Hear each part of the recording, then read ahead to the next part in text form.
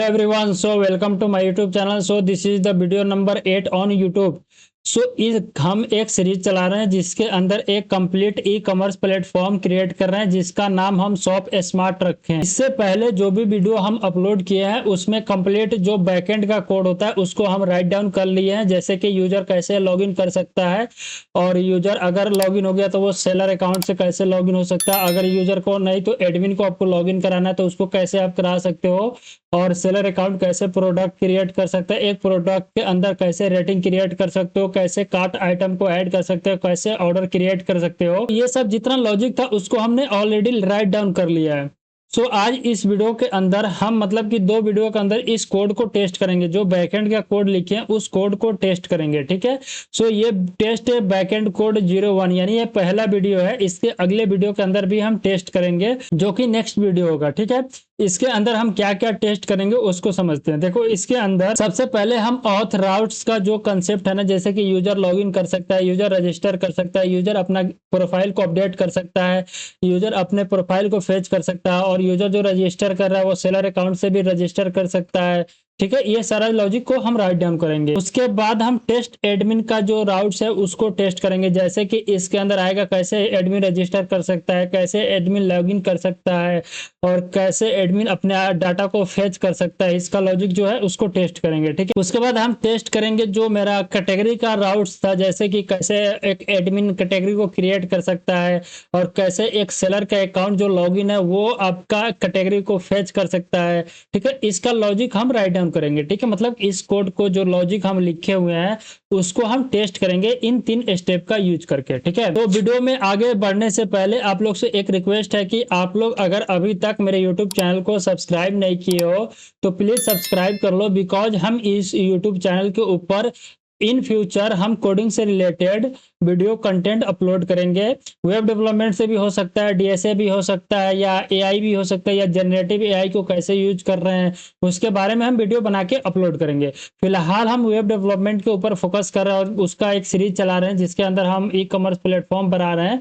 अगर आपको मन है तो हम ट्यूटोरियल बेस्ड लर्निंग भी अपलोड करना स्टार्ट कर देंगे। ठीक है, ऑलराइट। सो अब मेरे VS कोड के अंदर आ गए, तो मेरा जो VS कोड के अंदर बैकएंड का कोड था उसका स्ट्रक्चर कुछ इस तरह है, जैसे कि सबसे पहले एक कॉन्फ़िग फोल्डर क्रिएट किए थे, उसके बाद एक कंट्रोलर्स नाम का फोल्डर क्रिएट किए थे जिसके अंदर हम अपना जो बिजनेस लॉजिक है या कोर मतलब कि लॉजिक बोल सकते हो, जिसके अंदर यूजर कैसे लॉगिन कर सकता है और सारा जो लॉजिक है उसको हम इस फोल्डर के अंदर राइट डाउन किए हैं। उसके बाद एक और मिडल वेयर का कंसेप्ट है, इसी के यूज करके हम यूजर को ऑथेंटिक मतलब करते हैं, ऑथराइज करते हैं। उसके बाद इसी का यूज करके हम यूजर को वेरीफाई करते हैं कि वो यूजर है या सेलर है या एडमिन है, तो उसका लॉजिक हम यहाँ पे राइट डाउन कर दिए हैं। इसके लिए आपको पिछला सब वीडियो देखना पड़ेगा। ठीक है, उसके बाद हम मॉडल्स के अंदर डिफाइन किए थे मॉडल का कंसेप्ट, उसके बाद राउटिंग का कंसेप्ट डिफाइन किए थे पिछले वीडियो के अंदर, जिसका लिंक इस वीडियो को डिस्क्रिप्शन में ऐड है। उसके बाद प्लेलिस्ट का भी लिंक इस वीडियो के डिस्क्रिप्शन में ऐड है। ठीक है, उसके बाद हमने index.js नहीं app.js फोल्डर को फाइल को हमने अपडेट किया था। इसके अंदर अपने जो भी राउटिंग का कंसेप्ट है या एंड पॉइंट्स बोल सकते हो, जो इस वे जाके यूजर रजिस्टर कर सकता है, उसको हमने सेटअप किया था। ऑलराइट, और मेरा जो server.js फोल्डर है यहाँ पे मैं app.js को यूज करके और अपना जो भी सर्वर या पोर्ट है उस पर रनिंग करा रहे हैं कोड को। ओके, यहाँ तक तो आपको लॉजिक क्लियर होगा। .env.example एक फोल्डर बनाया या फाइल बनाया है जिसके अंदर कुछ रिक्वायरमेंट डाटा आपको इंपोर्ट करना है। ये जो 3 है ना, इसको नेक्स्ट वीडियो में डिस्कस करेंगे, ये 3 आप कैसे फाइंड करोगे, क्योंकि इसका यूज नेक्स्ट वीडियो में आने वाली है। इस वीडियो के अंदर हम पोर्ट कैसे मैपिंग करते हैं उसको हम यहाँ पे राइट डाउन कर दिया, और जो मेरा .env मेन इसके अंदर आपको अपडेट करना है, ना कि इसके अंदर। ठीक है, हम इसके अंदर इसलिए नहीं जा रहे हैं क्योंकि हम इसका आई थिंक सीक्रेट को ऐड कर चुके हैं, इसलिए उसके अंदर नहीं जा रहे हैं। ठीक है, सेम है, ये वाला कॉपी करके आपको इसके अंदर पेस्ट कर देना है। ठीक है, हम आपको बताएंगे कि ये क्लाउडिनरी का जो मतलब रिक्वायरमेंट डाटा है इसको कैसे आप ले सकते हो, उसके लिए नेक्स्ट वीडियो में इसको बताएंगे। फिलहाल के लिए हम बता दिए कि MongoDB URL कैसे ले सकते हो, सीक्रेट को आप कैसे फाइंड कर सकते हो, आप नॉर्मल रैंडम स्ट्रिंग को भी डाल सकते हो, कोई दिक्कत नहीं है। पोर्ट नंबर को हम यहाँ पे मैपिंग कर चुके हैं और यहाँ पे हम इस तरह कर लिए। ठीक है, ऑलराइट, तो यहाँ तक तो आपको कंसेप्ट क्लियर हो गया होगा। उसके बाद आपको ये ध्यान रखना है कि जब कोड को टेस्ट हम कर रहे हैं तो मेरा कोड चल जाएगा और आपका कोड नहीं चलेगा। उसका मकसद ये है कि मेरे डिपेंडेंसीज के अंदर जितना भी डिपेंडेंसीज है उसको आप इंस्टॉल करना। मेक श्योर करना कि ये जो भी डिपेंडेंसीज दिखाई दे रही है, जैसे कि bcrypt.js हो गया, क्लाउडिनरी हो गया, कुकीज पार्सर हो गया, कोर्स हो गया, dev.env का कंसेप्ट हो गया, एक्सप्रेस हो गया, JWT वेब टोकन हो गया, उसके बाद मंगूज हो गया, मल्टर हो गया, तो ये सब आपके भी पैकेज.json के अंदर इंस्टॉल होना चाहिए। ठीक है, अगर नहीं तो आप यहाँ से देख के इंस्टॉल कर सकते हो। ठीक है, ये कोड मेरा रेडी है टेस्ट करने के लिए। और यहाँ पे आप ध्यान रखना कि जो राउट्स वाला फोल्डर बताए थे पिछले वीडियो के अंदर, वो भी आपका कंप्लीट होना चाहिए, क्रिएट कर लेना। ठीक है, अगर नहीं देखे हो पिछले वीडियो को तो आप जाके देख सकते हो। ऑलराइट, हम इस कोड को टेस्ट करेंगे यूजिंग पोस्टमैन। आपका माइंड में आ सकता है कि ये पोस्टमैन क्या होता है। देखो, पोस्टमैन कुछ नहीं है। पोस्टमैन एक ऐसा प्लेटफॉर्म है जिसका यूज करके हम अपने कोड को टेस्ट करते हैं। वो चाहे HTTP हो सकता है, इसके अंदर कौन कौन सा मेथड होता है। जैसे हम इसके ऊपर क्लिक किए, न्यू बटन है, इसके ऊपर क्लिक किए। अब ये कैसे इंस्टॉल किए, उसके लिए आप क्रोम ब्राउजर पर जाकर सर्च करना पोस्टमैन विंडो, तो वहां से आप इंस्टॉल कर लेना, उसमें कोई दिक्कत नहीं। आप चाहे तो गूगल का यूज करके भी कर सकते हो। तो यहाँ पे देख सकते हो बहुत सारा जो मतलब कि जैसे कि HTTP मेथड हमने क्रिएट कर रहे हैं इसके अंदर REST API, तो उसके लिए आपको HTTP यूज करके टेस्ट कर सकते हो। उसके बाद यहाँ पे GraphQL का भी आप अगर API राइट डाउन करोगे तो उसके लिए आप इसका यूज कर सकते हो। बहुत सारा है, gRPC है, वेब सॉकेट है, सॉकेट IO है, MQTT है, कलेक्शन है, इन्वायरमेंट है, वर्क फ्लो हो गया, वर्क स्पेस हो गया, ये सब है।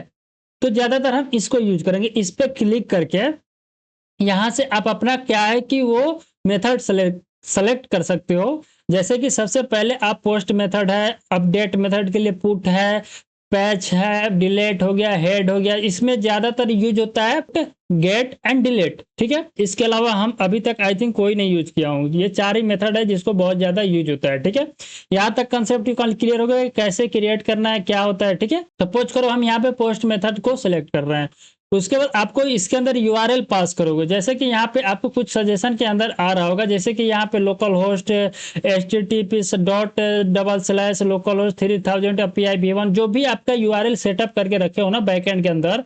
जैसे कि हम यहाँ पे आपको बता रहे हैं, हम app.js के अंदर चलते हैं तो देख सकते हो यहाँ पे API v1 है। ठीक है, उसके बाद server.js के अंदर चलोगे तो यहाँ पे देखना कि आपका पोर्ट जो है ना, वो पोर्ट यहाँ पे आ रही है process.env के अंदर से। process.env के अंदर जाओगे तो 3000 हम सेटअप करके रखे हैं।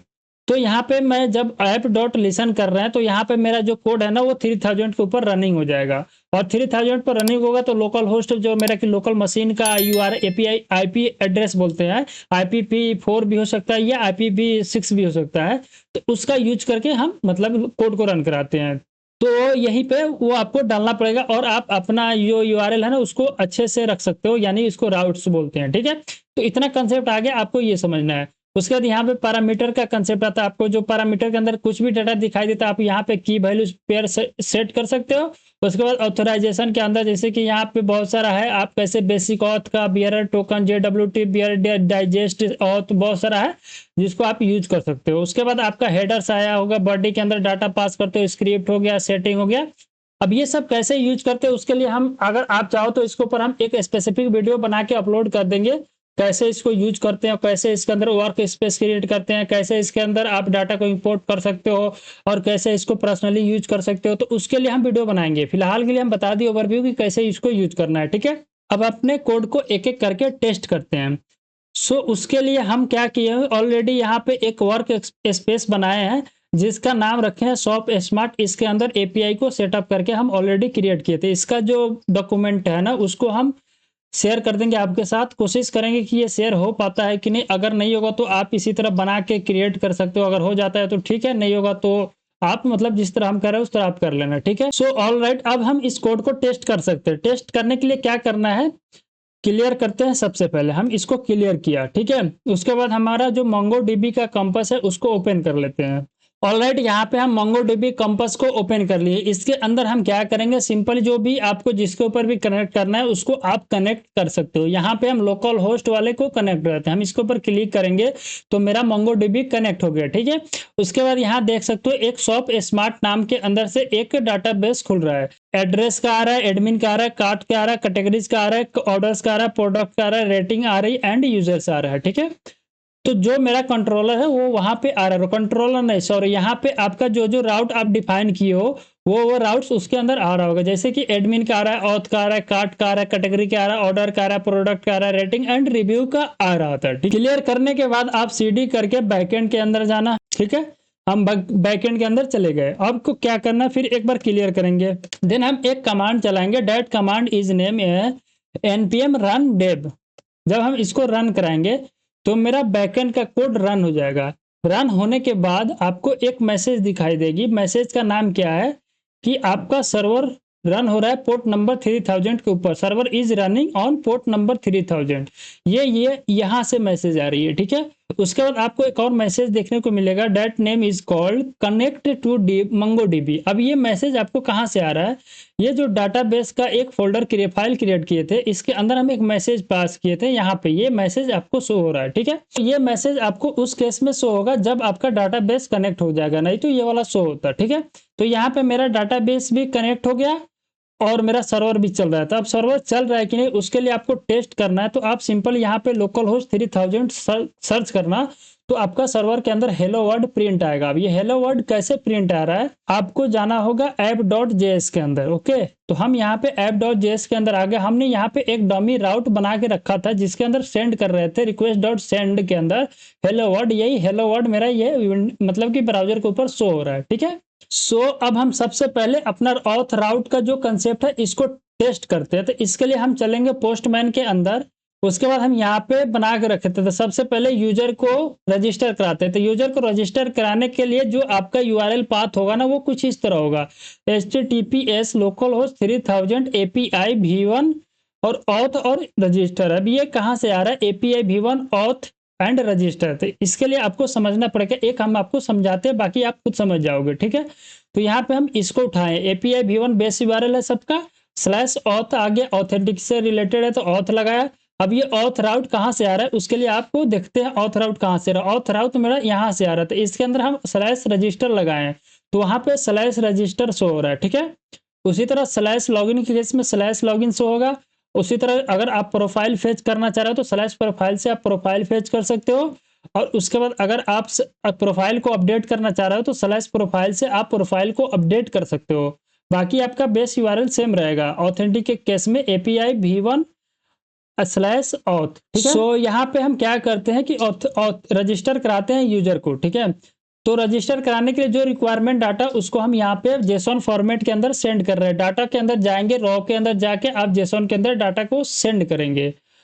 आपको ये कैसे पता चला कि उसके अंदर वही डाटा देना है, तो आपको कंट्रोलर्स के अंदर जाना होगा और आपको यहाँ से ऑथ कंट्रोलर के अंदर जाओगे तो जैसे कि यहाँ पे देख सकते हो पहले लाइन के अंदर ही हमने रिक्वेस्ट डॉट बॉडी के अंदर से क्या क्या रिक्वायरमेंट डाटा को फेच किया है। सबसे पहले नेम फेच किया है, ईमेल फेच किया है, रोल फेच किया है, देन पासवर्ड को फेच किया है। तो वही डाटा हम यहाँ पे पास करें, name email role and password. तो रोल के जगह पे बायर पास करें, इसीलिए इस फोल्डर का नाम हम यूजर रखें। आप चाहे तो रजिस्टर यूजर रख सकते हो या रजिस्टर बायर रख सकते हो, ठीक है। देन हम इस पे क्लिक करेंगे, सेंड के ऊपर क्लिक करेंगे तो थोड़ा देर वेट करने के बाद आपके पास एक रिस्पॉन्स आएगी। उस रिस्पॉन्स के अंदर आप देखना कि एक मैसेज सेंड होगा, मैसेज का नाम आएगा यूजर क्रिएट सक्सेसफुल। अब ये मैसेज कहाँ से आ रहा है तो आपको यहाँ पे देखना कि हमने एक मैसेज सेंड किया था, डेट मैसेज, ये मैसेज रिटर्न हो रहा है यूजर क्रिएट सक्सेसफुल। उसके बाद आपको यूजर आएगी, देन आपको टोकन मिलेगा। यहाँ पे देख सकते हो यूजर के अंदर यूजर का इन्फॉर्मेशन आ रहा है, देन हमको यहाँ पे टोकन मिल रहा है, ठीक है। अब यूजर को चेक करने के लिए कि यूजर मेरा क्रिएट हुआ कि नहीं तो हम डाटा बेस के अंदर चलेंगे, यूजर सेक्शन के अंदर चलेंगे और इसको रिफ्रेश करेंगे तो देख सकते हो यहाँ पे यूजर आपका क्रिएट हो गया। अब यूजर का कुछ डाटा नल सेट हुआ होगा, जैसे कि कार्ट के अंदर कोई डाटा नहीं है यूजर के पास तो यहाँ पे एरे के अंदर एम्प्टी सेट हुआ है। अगर ऑर्डर्स भी नहीं है तो एरे के अंदर एम्प्टी सेट हुआ है और एड्रेस के अंदर नल सेट हुआ है। प्रोडक्ट के अंदर कुछ नहीं है तो आपका प्रोडक्ट एरे सेट हुआ है, ठीक है। इतना समझ में आ गया। अब इसी यूजर को हम लॉगिन कराने चल रहे हैं, सेम केस, ठीक है। लॉगिन वाले को टेस्ट कर रहे हैं तो हम क्या करेंगे, ईमेल क्या है इसका ईमेल यहाँ से ले लेंगे, ठीक है। आपको ईमेल और पासवर्ड को सेम रखना पड़ेगा, ठीक है। हमने ईमेल को कॉपी करके पेस्ट कर दिया, देन हमको पासवर्ड डालना था तो पासवर्ड हमने 1 2 3 4 एंड 5 एंड 6 सेट किया था।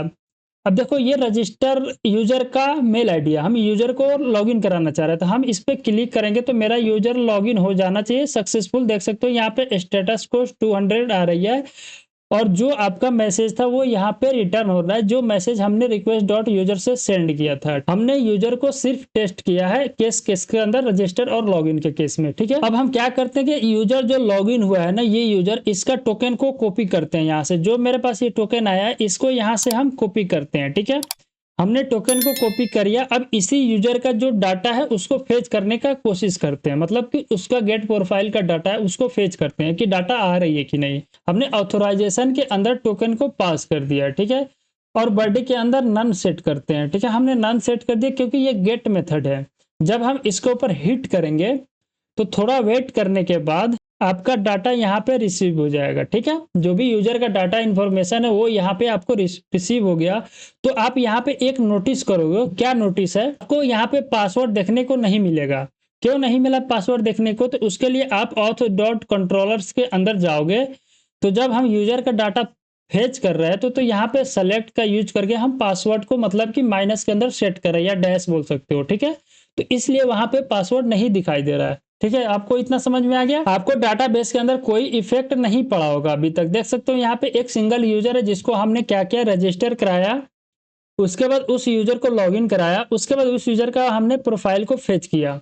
अब एक काम करते हैं, उस यूजर को प्रोफाइल के अंदर कुछ डाटा को ऐड करते हैं, मतलब कि अपडेट करते हैं। तो हम पोस्टमैन के अंदर चलते हैं, अब अपडेट वाले के सेक्शन के अंदर चलते हैं और सेम केस करेंगे कि टोकन को पहले हम कॉपी कर लेंगे। जो टोकन मेरे पास यहाँ पे है ना, इस टोकन को हम यहाँ से कॉपी करेंगे, ठीक है। हमने टोकन को कॉपी किया और अपडेट करना है प्रोफाइल को, डाटा को। तो ये बियरर हम इसलिए हटा रहे हैं क्योंकि हम वहां पे फेच कर रहे हैं टोकन को ऑथोराइजेशन के अंदर से, यानी कि request dot token dot authorization, ठीक है। उसके बाद हम क्या करेंगे, बॉडी के अंदर एक काम करते हैं कि इसके अंदर मतलब कि हम इसको चेंज करते हैं, मतलब कि कुछ अपडेट करते हैं। सिर्फ हम इसके अंदर फोन नंबर ही ऐड कर देते हैं, कुछ फोन नंबर रैंडम यहाँ पे हम ऐड कर रहे हैं, ठीक है। हमने ऐड किया। तो अपडेट करने से पहले हम क्या करते हैं कि कोड के अंदर चलते हैं। जब हम यूजर को अपडेट कर रहे हैं तो क्या क्या रिक्वायरमेंट डाटा को रखे हैं, सिर्फ आईडी चाहिए और नेम रोल नंबर ले सकते हो। जब आपको रिक्वायरमेंट नहीं है कोई एक दे सकते हो। तो आपको क्या करना, हम क्या करेंगे,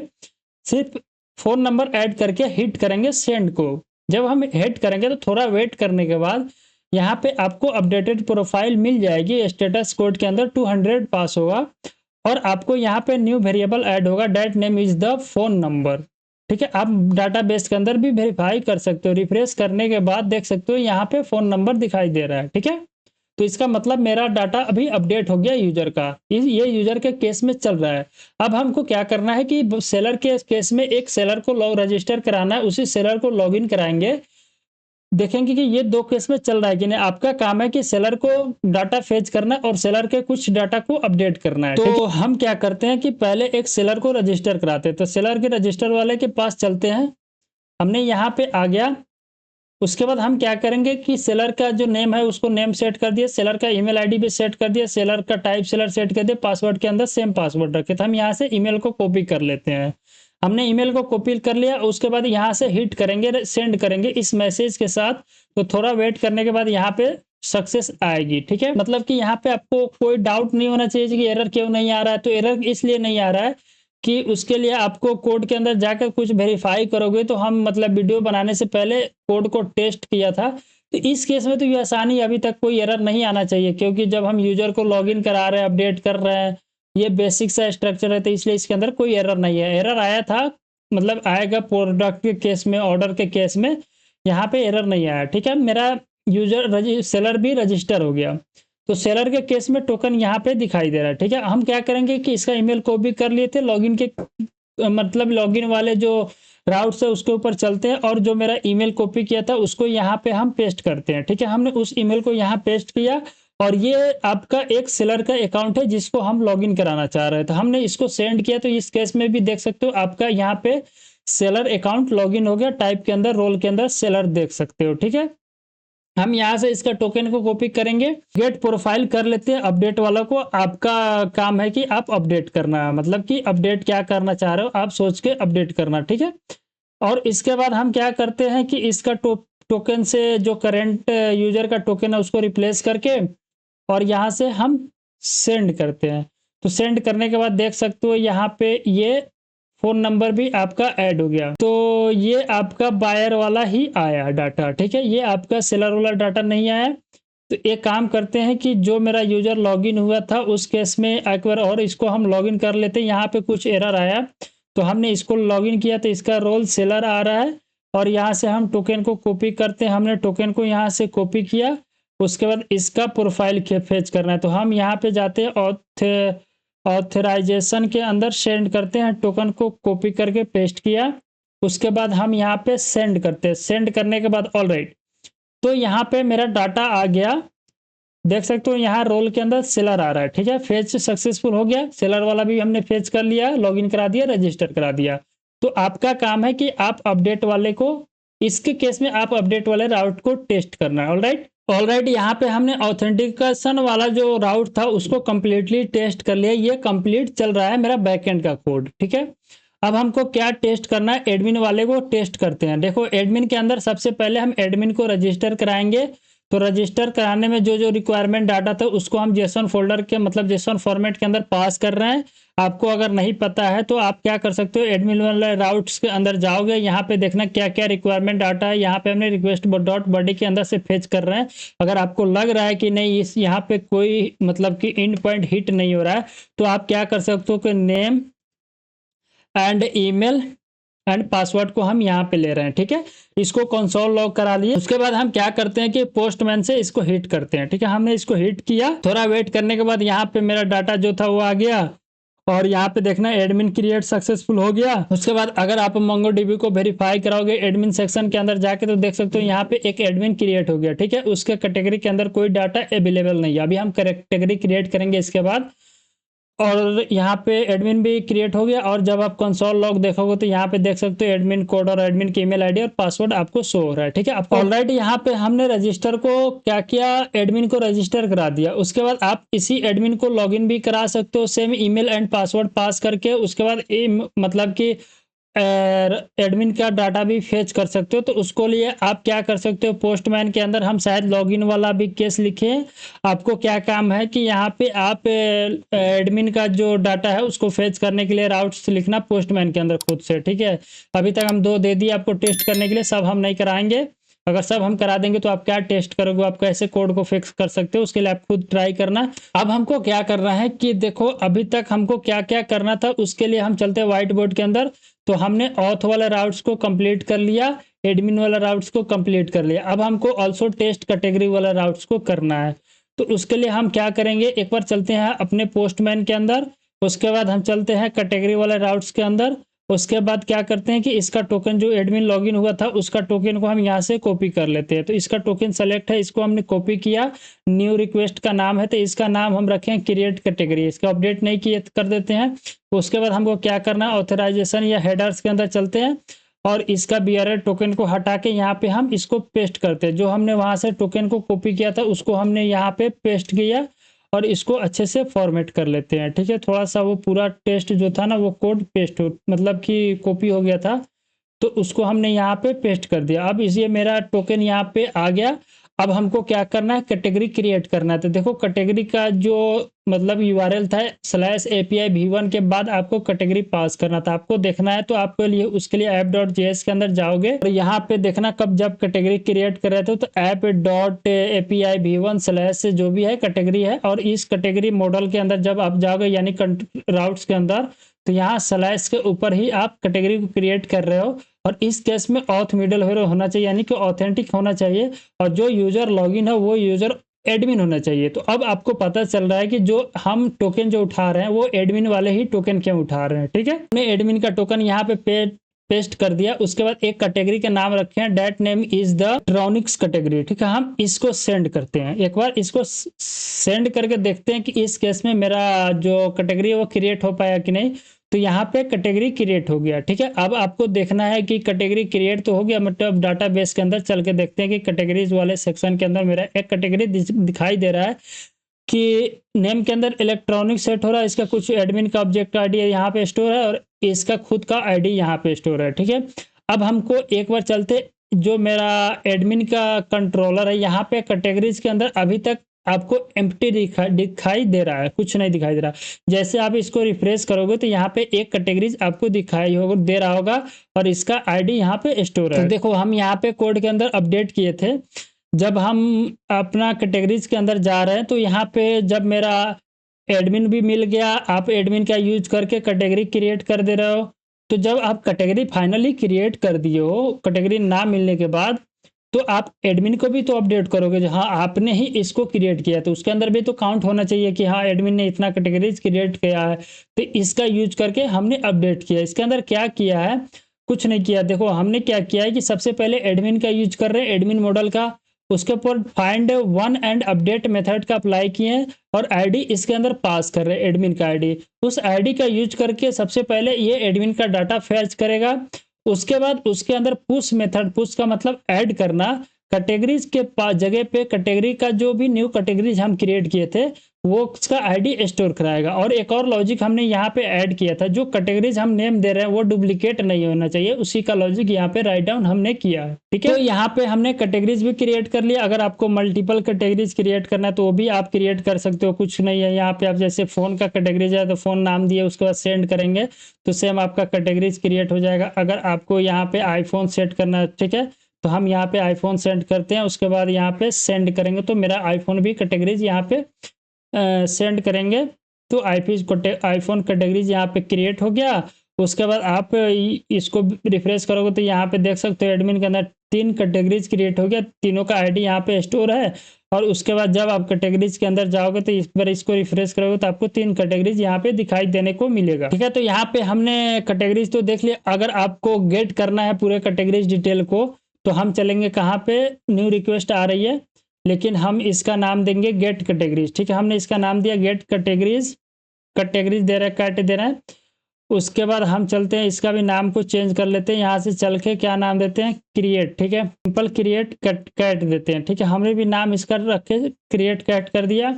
अब देखो इसके अंदर आते हैं तो हम इसको बिना टोकन पास के इसके ऊपर सेंड करेंगे। जैसे सेंड करेंगे तो क्या लगता है कैटेगरीज मिलेगा? नहीं मिलेगा, बिकॉज ये वो यूजर कर सकता है जो user as a buyer account login है। ठीक है, तो उसको पहले लॉगिन कराना पड़ेगा, देन उसका टोकन कॉपी करके हमको इस ऑथराइजेशन के वैल्यू के पास शेयर करना पड़ेगा। तो हम चलते हैं उसके लिए ऑथेंटिक वाले यूजर के अंदर लॉगिन के केस में, और यहाँ पे आपका ये शेयर अकाउंट का ईमेल पास है, तो उसके लिए हमको क्या करना पड़ेगा, यहाँ से हम बायर के अंदर चलते हैं, यानी रजिस्टर यूजर के अंदर चलते हैं, और जो मेरा बायर वाला ईमेल था उसको यहाँ से हटाते, तो हमने इसका ईमेल कॉपी किया और चलते हैं लॉगिन वाले राउट्स के अंदर, या जो भी आप बोल सकते हो फाइल उसके अंदर, और इसका ईमेल यहाँ पे हम पेस्ट करते हैं। ठीक है, हमने इसका ईमेल पेस्ट किया, सेव किया। उसके बाद जब हम इसके अंदर सेंड करेंगे तो मेरा यहाँ पे बायर अकाउंट लॉगिन हो गया। उसके बाद हम इसका टोकन को कॉपी कर लेंगे, हमने इसका टोकन कॉपी किया यहाँ से। उसके बाद हम चलते हैं कहाँ पे, गेट कैटेगरीज के अंदर, और इस ऑथराइजेशन के अंदर हम टोकन को पास कर दिए। टोकन को पास करने के बाद अगेन हिट करेंगे सेंड रिक्वेस्ट को, तो यहाँ पे आपको देखने को मिलेगा कैटेगरीज का डिटेल्स। जैसे कि सबसे पहला वो कैटेगरीज यहाँ पे दिखा रहा है, that name is the electronic, second name is the phone, और third name is the iPhone, जिसको हमने क्रिएट किया था। ठीक है, तो यहाँ पे हमने अभी तक ऑथेंटिकेशन वाला क्रिएट कर लिया, गेट कैटेगरीज वाले भी चेक कर लिया जी, मेरा कोड चल रहा है, एडमिन वाले राउट्स का भी कोड चल रहा है। अब लास्ट बचा हुआ एड्रेस के सेक्शन में, देखो यहाँ पे एड्रेस एक क्रिएट करना पड़ेगा आपको। एड्रेस को क्रिएट करने के लिए यूजर लॉगिन होना चाहिए, और यूजर का लॉगिन जब होगा तो उसका आईडी पता होना चाहिए। आईडी कहाँ से मिलेगी? आईडी मेरे टोकन के अंदर से मिलेगी, तो यहाँ पे टोकन भी पास करना पड़ेगा। तो user as a user login होगा तो उसका टोकन हमको पास करना पड़ेगा। तो उसके लिए हम क्या करेंगे, सबसे पहले कैटेगरीज के अंदर चलेंगे। अभी हम यूजर का टोकन पास किया था यहाँ पे गेट अकाउंट के अंदर, तो यहाँ से हम टोकन को कॉपी कर लेंगे। ठीक है, हमने इसको टोकन को कॉपी किया यहाँ से। उसके बाद हम चलेंगे न्यू रिक्वेस्ट के अंदर, इसके अंदर यूजर का टोकन जो है उसको हमने पास करना है। तो यहाँ पे हम यूजर का टोकन पास कर दिए। उसके बाद हम क्या करेंगे कि अब हिट करते थे, इसके बॉडी के अंदर कुछ डाटा हम पास करके रखे हैं, जैसे कि इसका नाम हम चेंज कर देते हैं, कंट्री का नाम एज ए इंडिया रख देते हैं। ठीक है, हमने इंडिया रखा, और जो भी रिक्वायरमेंट डाटा था उसको हमने यहाँ पास किया। अब इसको जैसे हम सेंड करेंगे तो यहाँ पे मेरा कुछ देर के बाद जो यूजर का एड्रेस है वो क्रिएट हो गया।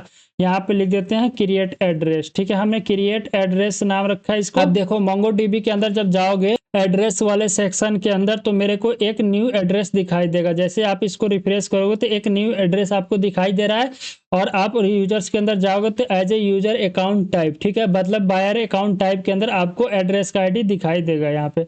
लेकिन आप सेलर के अंदर देख सकते हो एड्रेस अभी भी तो आप एज ए सेलर अकाउंट अपना एड्रेस को अपडेट करना, ठीक है, मतलब लॉगिन करा के अपडेट करने का कोशिश करना, ठीक है। तो हमने यहाँ पे सक्सेसफुल एड्रेस को भी क्रिएट कर लिया। अगेन अगला स्टेप के अंदर हमको क्या करना है कि एड्रेस को अपडेट करना है। तो इसके अंदर क्या है कि आई थिंक इसका कोड कंप्लीट नहीं है। अगर हम इसको अपडेट करने का ट्राई करते हैं कि चल रहा है कि नहीं, तो उसके लिए हम यहाँ से टोकन को कॉपी कर लेते हैं। इसके हेडर्स के अंदर टोकन को यहाँ से हम कॉपी करते हैं, तो सेलेक्ट करते हैं, ऑल पर कॉपी किया हमने, और अपडेट के अंदर चलते हैं और यहाँ पे टोकन को पास करते हैं। तो हम इसको ऑल करेंगे, कॉपी करके पेस्ट कर दिए। तो यहाँ पे हम इसको एक बार सेव कर लेंगे। उसके बाद हम डाटा के अंदर पास किए हैं कंट्री का चेंज करके, मतलब कि कंट्री को क्या करते हैं कि यूएसए वापस से रख देते हैं टेस्ट के लिए, ठीक है। अब उसके बाद जैसे हम इसको हिट करते हैं तो देखते हैं कि मेरा कोड चल पाता है कि नहीं। तो यहाँ पे मेरा कोड चल गया, स्टेटस कोड 200 पास कर रहा है, स्टेट के अंदर यूपी देख सकते हो, और कंट्री के अंदर यूएसए अपडेट हो गया। और एक बार हम कोड को भी वेरीफाई कर लेते हैं कि क्या मेरा कोड अपडेटेड था कि नहीं। तो मेरा इसका मतलब कोड चल रहा है, अब क्रिएट वाला तो चल रहा था और अपडेटेड वाला भी मेरा कोड चल रहा है, ठीक है। देखते हैं कि क्या हमने किया था यहाँ पे, तो मेरा कोड चल रहा है। इस तरह भी आप यहाँ पे एड्रेस वाले सेक्शन के आके जाके देख सकते हो कि जैसे कि एड्रेस वाला सेक्शन यहाँ पे है, तो इसके अंदर जाके जब इसको रिफ्रेश करोगे तो आपका कंट्री यहाँ पे अपडेट हो गया एज ए यूजर, ठीक है। तो यहाँ पे जो भी काम था आज के इस वीडियो के अंदर हमने उसको कंप्लीट कर लिया, ठीक है, मतलब कि आपको ये सब कंप्लीट हो गया। इसके अंदर काम है कि जो हमने दिया था टेस्ट करने के लिए, तो उसको आप खुद से ट्राई करना, क्योंकि ऑलरेडी हम उसको बता दिए थे, वो आप करना। आपको जहाँ एरर लगे उसको फिक्स करना खुद से, चैट जीपीटी के यूज करके, गूगल का यूज करके, स्टैक ओवरफ्लो का यूज करके आप फिक्स करना, देन आप उसको टेस्ट करना और कंप्लीट करना यहाँ तक, ठीक है। सो आज के लिए इतना ही। अगर आपको ये कंसेप्ट अच्छा लग रहा हो कि कैसे मतलब कि हमने एक्सप्लेन किया, और अगर मेरे समझाने के तरीका अच्छा लग रहा हो, और आपको लग रहा हो कि इस वीडियो से कोई आपको वैल्यू मिल रहा है, तो उसके लिए आप क्या कर सकते हो, मेरे यूट्यूब चैनल को सब्सक्राइब कर सकते हो, और इस वीडियो को एक लाइक करके अपने दोस्तों में शेयर कर सकते हो। अगर आपको कोई सा भी कंसेप्ट के अंदर थोड़ा सा भी डाउट है, तो उसके लिए आप कमेंट करके आप पूछना, उस डाउट को जरूर हम क्लियर करने का कोशिश करेंगे। सो आपसे मिलते हैं नेक्स्ट वीडियो में, तब तक के लिए थैंक यू।